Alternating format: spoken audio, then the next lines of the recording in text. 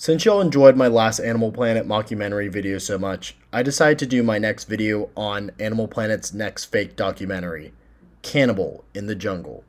So, first things first, though this has no bearing on the plot, did you know the main star of this played the Night King in Game of Thrones? Like, wow!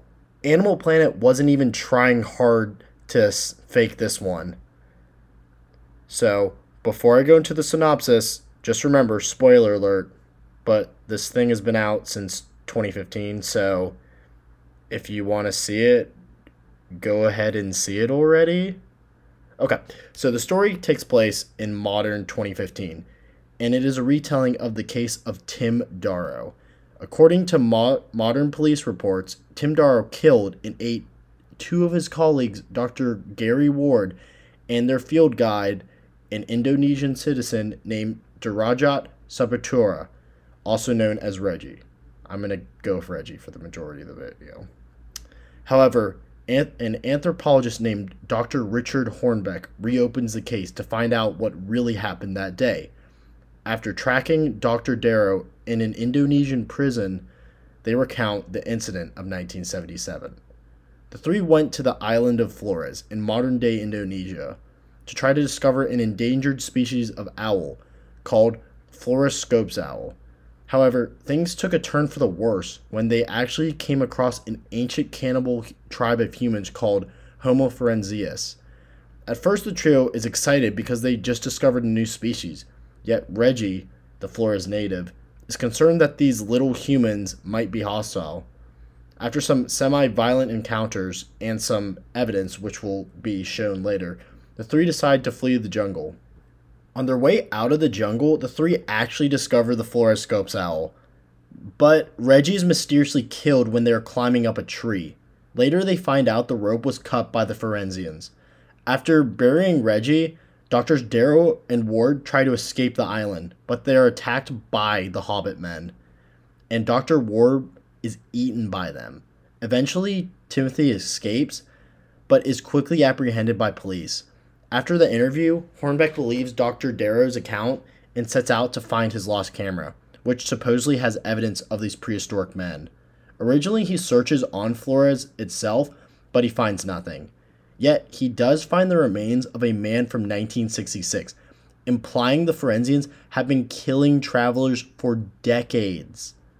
Conveniently enough, he finds the camera from Darrow's sister, who manages to keep it after the officials found it, yet didn't try to look in the camera for evidence. Yeah.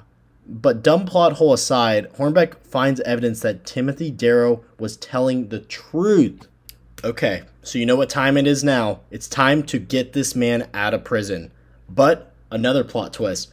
Timothy Darrow died 8 months before his sister found the tapes, implying an innocent man died before the world could know the truth.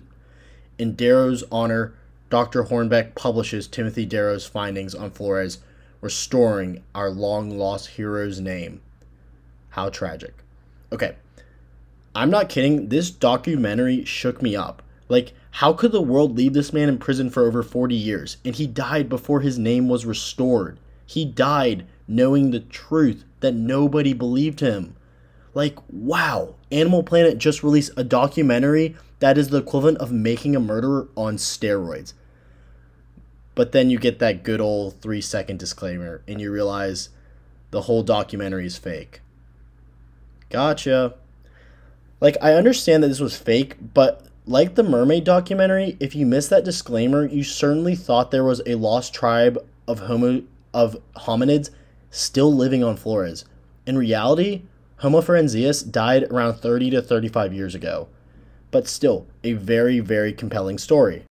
Moreover, Animal Planet did an excellent job of showing the scientific ramifications of Homo floresiensis, as it shows how isolated species can develop certain characteristics to better suit their environment.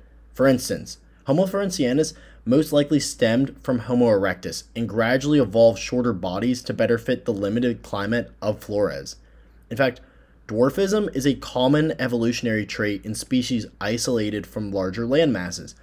I'm sure Animal Planet could have dove more into this interesting biology, of ancient hobbits, but instead they fabricated a whole childhood for this fake scientist who we're supposed to feel sorry for.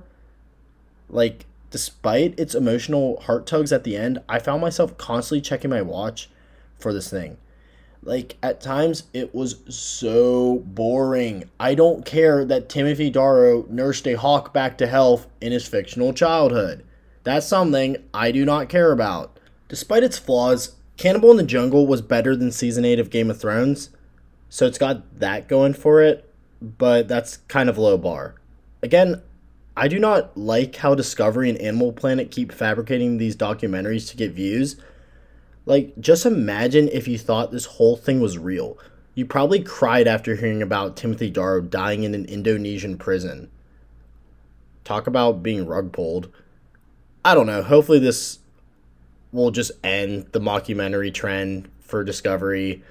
Like, there's no way they could release 2 more fake shark documentaries, overall discrediting Shark Week as a whole, right? Right? Thank you for watching, and if you want me to do more reviews on Discovery mockumentaries or Ancient Aliens Debunked, please let me know, and remember to just like and subscribe.